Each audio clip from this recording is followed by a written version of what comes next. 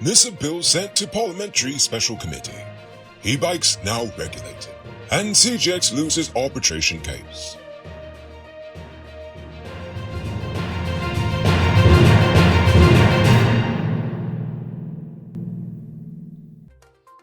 I'm Rico Beaufort, and this is Uncut News. News, you know what's happening? Send us a tip on WhatsApp at 592-659-6151.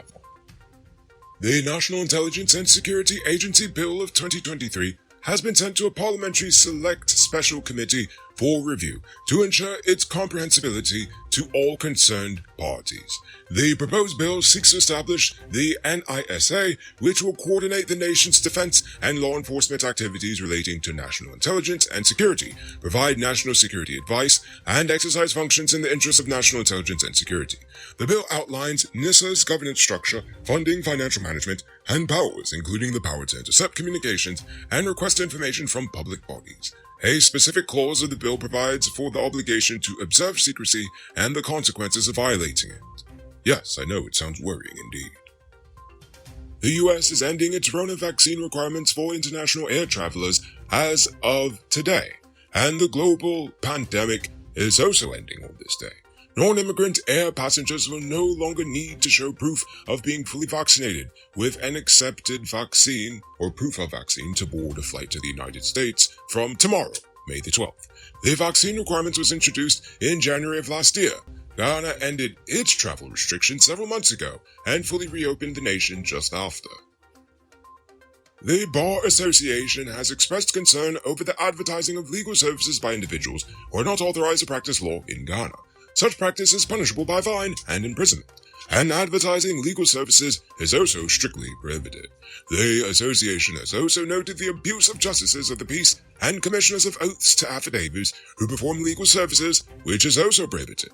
The public is advised to ensure that they engage with duly registered attorneys at law to avoid legal issues. The president has announced that 550 farmers in the Pomeroon River will receive elevated beds and 2 mini excavators. The government has invested over $2 billion in developing agriculture in the region and is seeking big investors to expand coconut and coffee farms in the Pomeroon.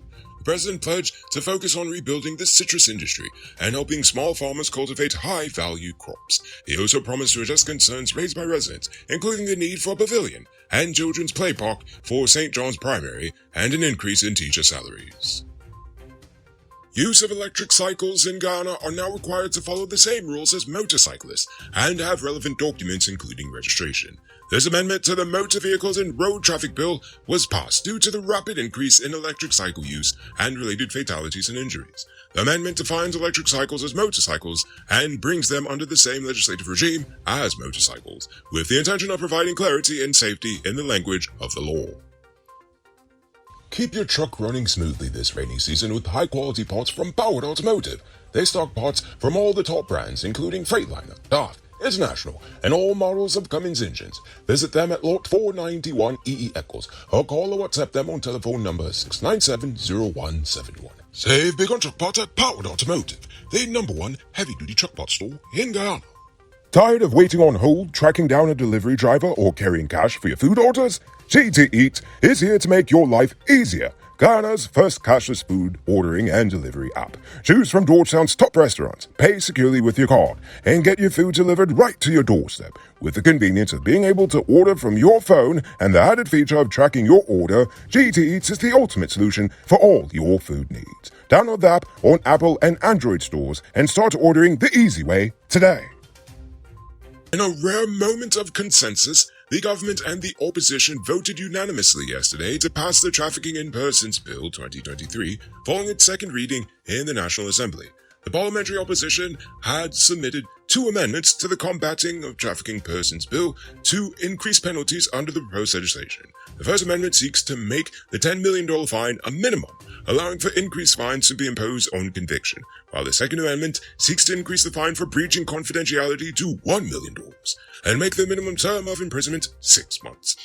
The bill covers comprehensive measures to combat human trafficking, including the transportation of anyone across the border for exploitation, which carries a $5 million fine and up to 5 years in prison on summary conviction.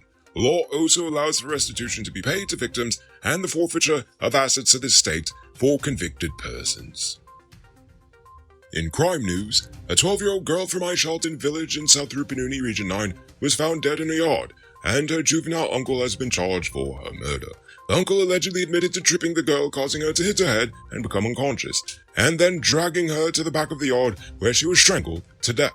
The family alleges that the girl was attacked while she was asleep. The news of the girl's death has shocked the small community of Aishalton. The police are currently investigating the death of a 37-year-old gold miner, Royan Casey, who suffered from epilepsy and died while being transported to Georgetown for medical attention. The body showed no signs of violence, and a post-mortem examination is pending. Now for today's oil update.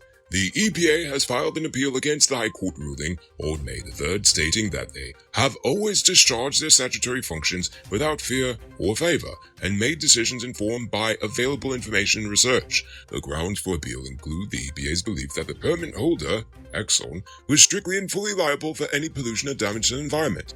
The review of the insurance policy provided to the EPA since 2019 and consultations with institutions and regulators to inform the terms and conditions and amount of financial assurance in the guarantee. The EPA maintains that they acted in accordance with the law and executed their statutory functions diligently and to the best of their abilities.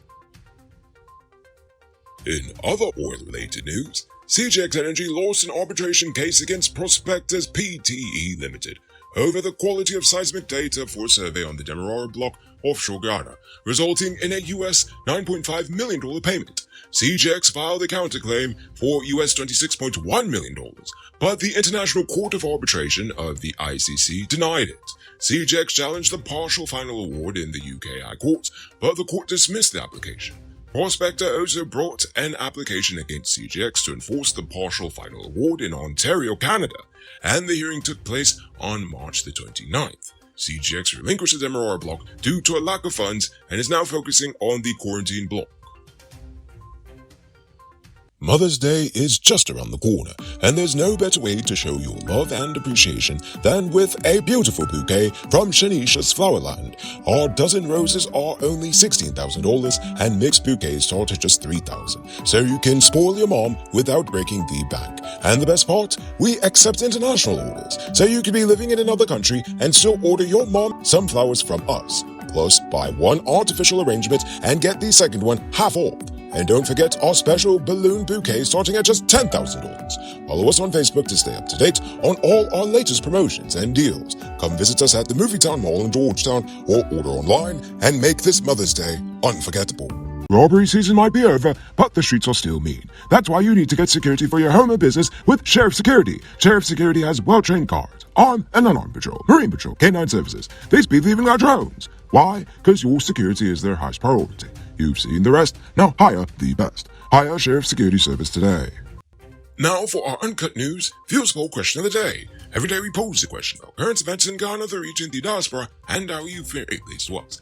Last night I asked, how do you feel about the government coming to Exxon's defense? But before we get to that, I'm proud to announce our latest addition to the Noble Army, Richard Singh, who is supporting us at the reporter level, the highest level of monthly support we've received so far. So thank you, Richard Singh, and also a special thank you to David Griffith, Dion Nascimento, Project Zero, and Dimitri V. I appreciate you all. And if you're watching at home and you'd like to support our movement, just hit the link in the video description. Dimitri V says defending the company that is using the commodity that you have seems very, very suspect. They make it seem like we depend on Exxon and need to protect their interests when it should be the other way around. An oil spill can catastrophically destroy sea life and also trickle down to Guyanese economy, the environment, and the health of our nation's citizens. The government has to do the right thing by the citizens first before lining their pockets. I agree. And finally, King of Diamonds says to defend ExxonMobil on their wrongdoing is never a good idea, and it can't be in the best interest of the people of Guyana, except maybe the ones who are defending them. Indeed. Now for tonight's question. It seems as if we've had the worst rainstorm of the year thus far today. So, I want to know, how are you dealing with it? Are you currently underwater, or are you high and dry? I want you to think about that question and tell us in the comments below. If your response is good enough, you just might feature it in our next episode. Anyway, that's all the time we have for tonight, and check us out tomorrow for another. Until then, I'm Nico Bolford saying good night, folks.